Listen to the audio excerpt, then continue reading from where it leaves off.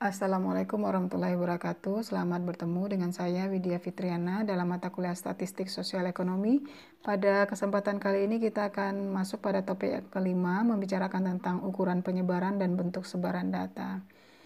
Pada pertemuan sebelumnya Anda sudah bicara tentang pemusatan data, maka kali ini kita akan membicarakan tentang penyebaran data, yaitu gambaran seberapa lebar penyebaran data yang kita miliki.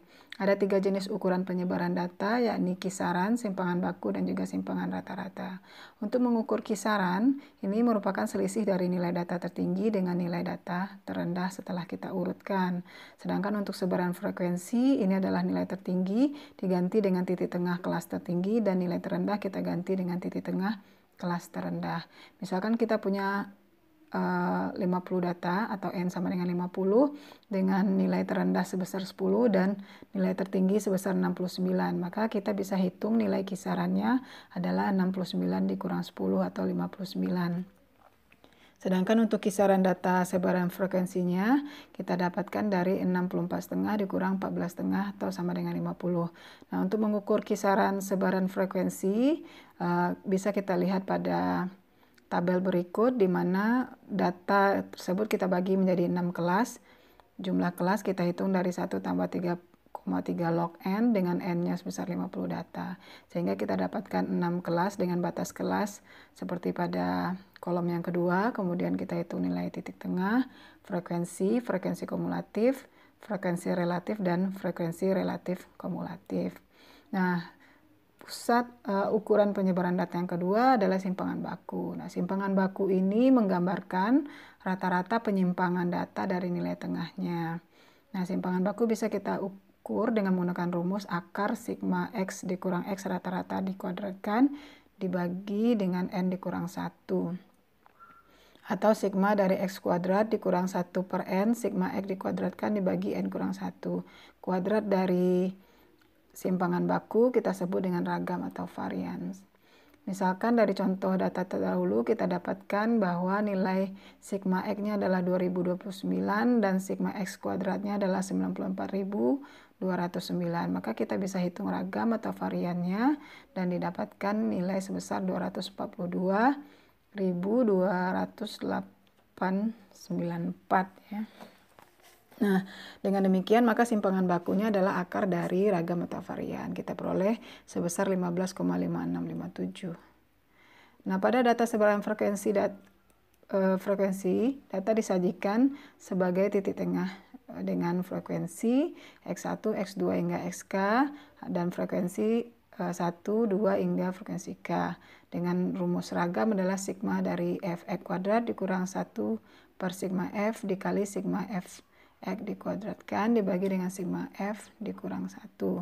Misalkan dari data terdahulu kita dapatkan sigma Fx-nya adalah 1985 dan sigma Fx kuadratnya adalah 90052,5. Maka nilai ragam atau variannya bisa kita hitung dengan memasukkan nilai tersebut pada rumus sehingga didapatkan ragam sebesar 229,551 ya. Dan simpangan bakunya adalah 15.151. Berikutnya kita akan hitung simpangan rata-rata yang menggambarkan rata-rata penyimpangan dari nilai tengahnya. Misalkan kita memiliki data X1, X2 hingga Xn, maka simpangan rata-ratanya adalah 1 per N sigma dari X dikurang X rata-rata.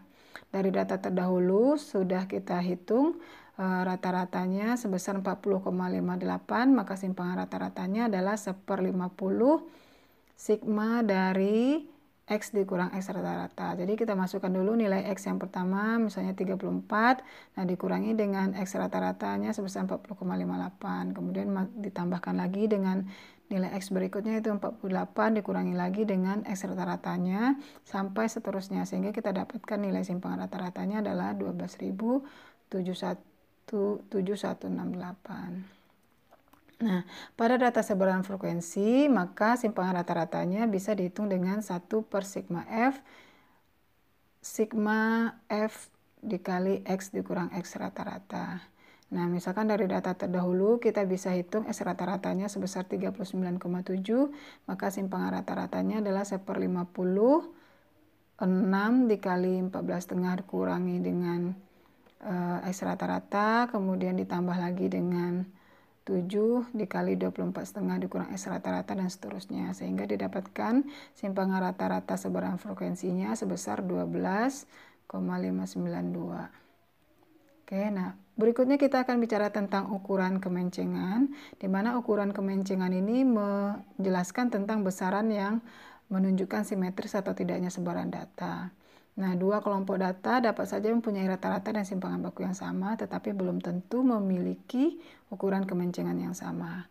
Nah, ukuran kemencengan ini bisa kita klasifikasikan atas data menceng ke kiri, yakni apabila rata-ratanya lebih kecil dari median dan lebih kecil dari modus. Kemudian data menceng ke kanan apabila rata-ratanya lebih besar dari median dan besar dari modus. Sedangkan data simetris apabila rata-ratanya sama dengan median dan sama dengan modus. Secara grafik bisa kita lihat pada slide yang ke-17.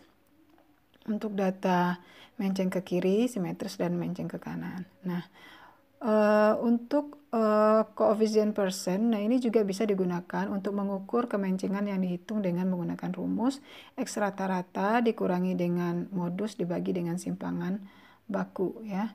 Nah, modifikasi koefisien persen ini bisa juga digunakan rumus 3 dikali X rata-rata dikurangi median dibagi dengan nilai simpangan baku.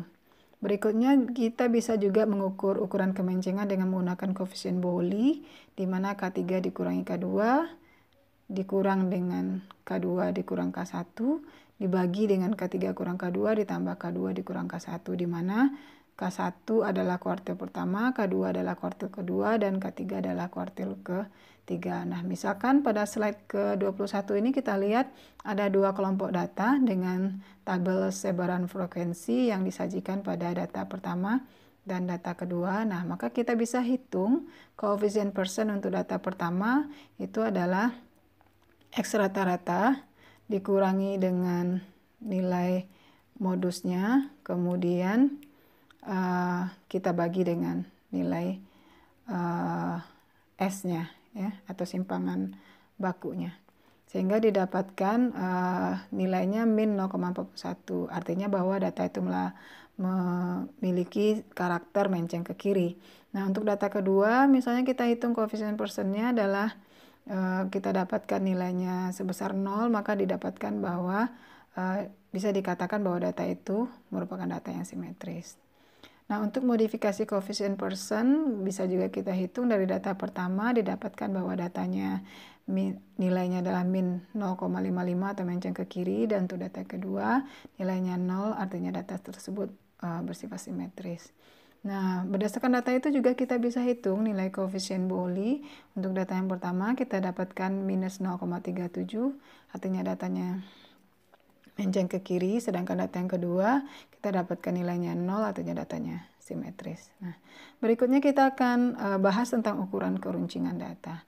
Nah, ukuran keruncingan ini menunjukkan besaran runcing atau curam tidaknya suatu sebaran data. Nah, sebaran data yang curam ini disebut dengan leptokurtik dengan keragaman data yang relatif rendah. Sedangkan sebaran data yang normal disebut dengan mesokurtik atau keragaman datanya sedang, sedangkan data yang memiliki keragaman yang tinggi disebut dengan platokurtik. Secara grafis kita bisa lihat di slide yang ke-27. Untuk mengukur keruncingan dan kecuraman sebaran data, nah untuk data asli kita gunakan rumus C per N sigma X kurang X rata-rata pangkat 4 dibagi dengan S pangkat 4.